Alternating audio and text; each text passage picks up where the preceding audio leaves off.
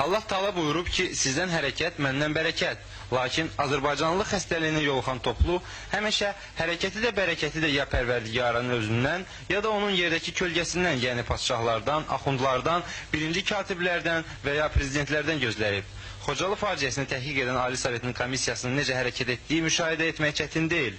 Bərəkətə gəldikdə isə artıq komissiya öz işini bitirib, ancaq nəticələrini faciənin özü kimi qaranlıq səbəblərdən xalq bilmir və bizə elə gəlir ki, heç vaxt da bilməyəcək. Ona görə ki, artıq faciənin bütün şahidləri aramızdan gedib.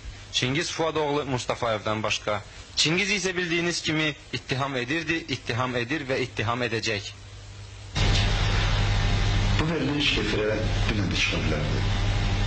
Amma gah buna qoydular ki, bu veriliş milli ordu məskərlərdən əleyhinədir, gah buna qoydular ki, bu veriliş Ali Sovetin sədrinin əleyhinədir və s. və s. Amma səbəb bir idi. Onlar bilirdilər ki, bu veriliş nəhayət xalqa çatdıracaq ki, nə qədər çətin də olsa bilməliyik.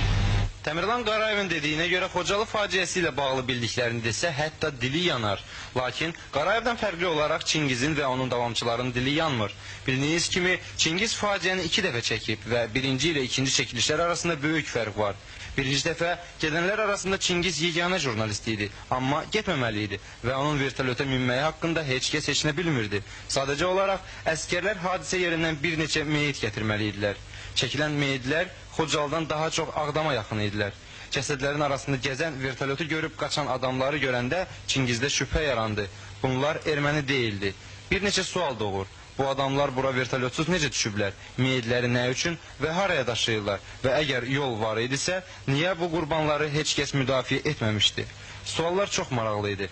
Və yəqin elə bu səbəbdən təsadüfən Çingizi hadisə yerinə gətirən vertolyot onu dırnaq arasında unudub getmək zərurətində qalmışdır. Bu, Çingizin birinci gəlişi və birinci çəkilişidir. Gördüyünüz kimi cəsədlər eybəcər hala salınmayıb. Necə var, elədir.